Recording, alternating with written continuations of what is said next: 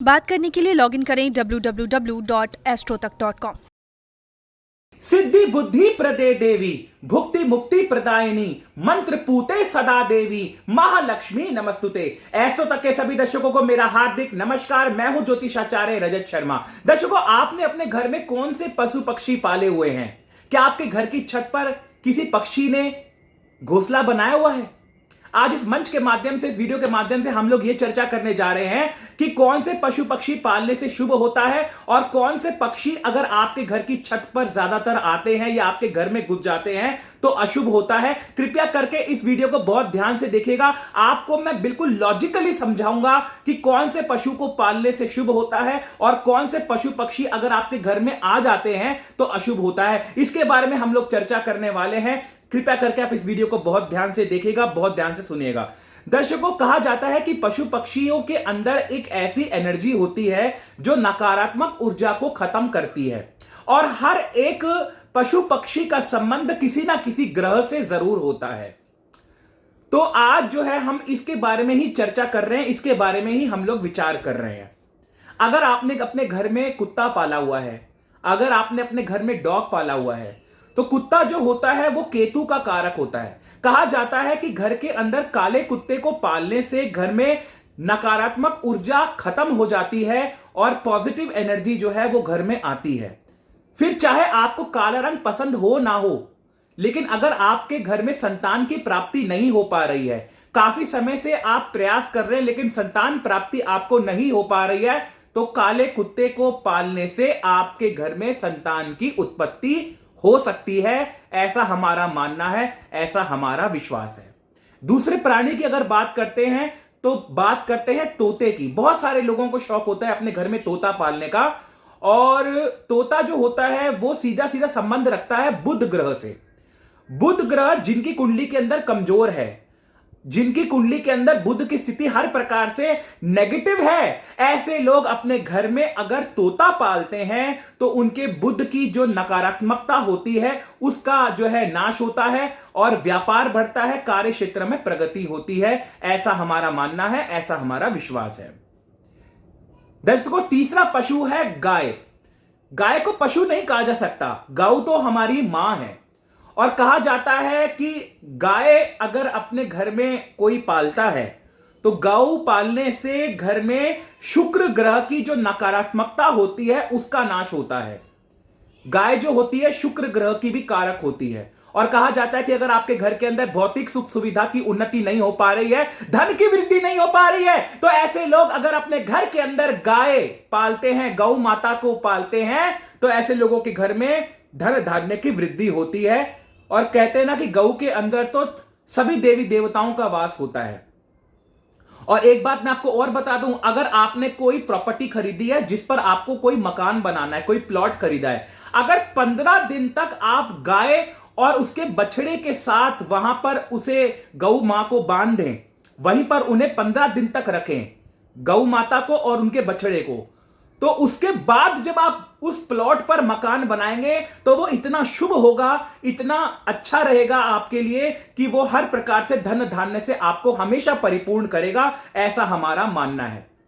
साथ ही साथ कहा जाता है कि जो गौ की जो धूली होती है, गौ माता के पैरों से जो धूल उड़ती है, अगर वो घर के अंदर पड़ती है या घर में, घर के आसपास भी पड़ती है, तो सारी जो नकारात्मक ऊर्जा है उसका नाश हो जाता है और गौ माता के आशीर्वाद से आप लोग हमेशा खुश रहते हैं। ये बहुत बड़ी बात बता रहा हूं। दर्शकों, आपने देखा होगा कि आपके घर की छत पर भी बहुत सारे कौवे कभी कभी आते होंगे। सबकी छतों पर आते हैं, लेकिन जो कौवा होता है वो इतना बुद्धिमान प्राणी है, इतना बुद्धिमान पक्षी है कि इसलिए वो इंसानों पर विश्वास नहीं करता। कौवे की एक आंख होती है, शुक्र देव की भी एक आंख है और शनिदेव भी एक ही दृष्टि से देखते हैं। तो कहने का तात्पर्य यह है कि अगर आपके घर में शुक्र कौवा जो है वो उत्तर दिशा की तरफ जो है आकर के जो है आवाजें करता है, तो आपको यह समझ लीजिए कोई बहुत बड़ा धन की वृद्धि आपके घर में होने वाली है, घर में बहुत धन आने वाला है। अगर पूर्व दिशा में जो है कौवा जो है वो चहचहाता है, चिल्लाता है, तो आपके घर में हर प्रकार से कोई शुभ समाचार आने वाला है। लेकिन दक्षिण दिशा में अगर कौवा आता है और दक्षिण दिशा में कौआ जो है वो अपनी कर्कश ध्वनि जो है सुनाता है, तो कोई बुरा समाचार आपको प्राप्त हो सकता है। इसमें कोई शक वाली बात नहीं है, कोई दोराहे वाली बात नहीं है। अब आगे बात करते हैं, अगर आपके घर में, जैसे देखिए आज के युग में तो घोड़ा पालना जो है वो हो नहीं सकता। पुराने जमाने में राजा महाराजा बहुत घोड़े पाला करते थे, पुराने जमाने में तो ऐसा होता था। लेकिन अगर आप अपने घर में घोड़े की नाल रखते हैं, घोड़े की नाल घर में रखने से हर प्रकार से शुभता आती है, उन्नति आती है और हर प्रकार से लाभ की स्थितियां पैदा होती हैं। ऐसा हमारा मानना है, ऐसा हमारा विश्वास है। और एक बात मैं और बता दूं, 7 घोड़े, क्योंकि देखिए सूर्य देवता की अगर आप भगवान सूर्य की फोटो को भी देखते हैं तो उनका जो रथ है वो भी 7 घोड़े जो है वो दौड़ा रहे होते हैं। तो कहने का तात्पर्य है कि अगर आप अपने घर के अंदर 7 घोड़ों की तस्वीर समुद्र किनारे दौड़ते हुए 7 घोड़े अगर अपने घर में आप लगाते हैं तो हर प्रकार से आपके जीवन में उन्नति के मार्ग अवश्य ही प्रशस्त होंगे, अवश्य ही आपके लिए शुभ रहेगा। अब बात करते हैं हाथी की। हाथी भी लक्ष्मी माता का कारक माना जाता है और कहा जाता है कि अगर घर के उत्तर दिशा के अंदर हाथी की कोई मूर्ति, चांदी की मूर्ति या फिर कोई भी मूर्ति अगर उत्तर दिशा के अंदर रखी जाए तो हर प्रकार से धन की वृद्धि होती है, हर प्रकार से जीवन में लाभ की स्थितियां पैदा होती है। ऐसा हमारा मानना है, ऐसा हमारा विश्वास है। अब आगे बढ़ते हैं, कबूतर के बारे में बात करते हैं। देखिए कबूतर जो होता है, देखिए कहा जाता है कि वो शिव पार्वती का रूप है, लेकिन कबूतर को बहुत अपशगुन माना जाता है। कबूतर के आने से शुभता नहीं आती।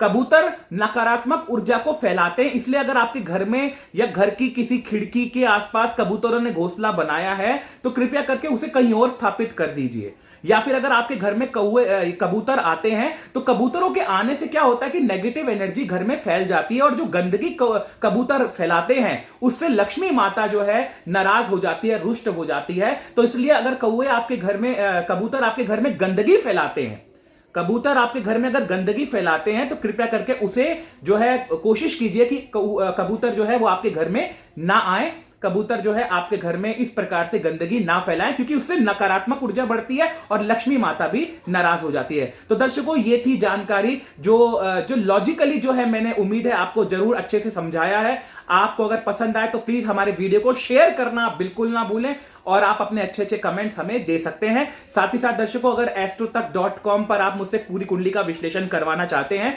कुंडली दिखाना चाहते हैं, तो एस्ट्रोतक.com पर जाकर के मेरे प्रोफाइल को सिलेक्ट कर सकते हैं और वहां से जो है आप मेरे से डायरेक्ट अपॉइंटमेंट लेकर के बात कर सकते हैं। आज के लिए सिर्फ इतना ही। आपका दिन बहुत शुभ रहे, ऐसी मंगल कामना करता हूं। धन्यवाद।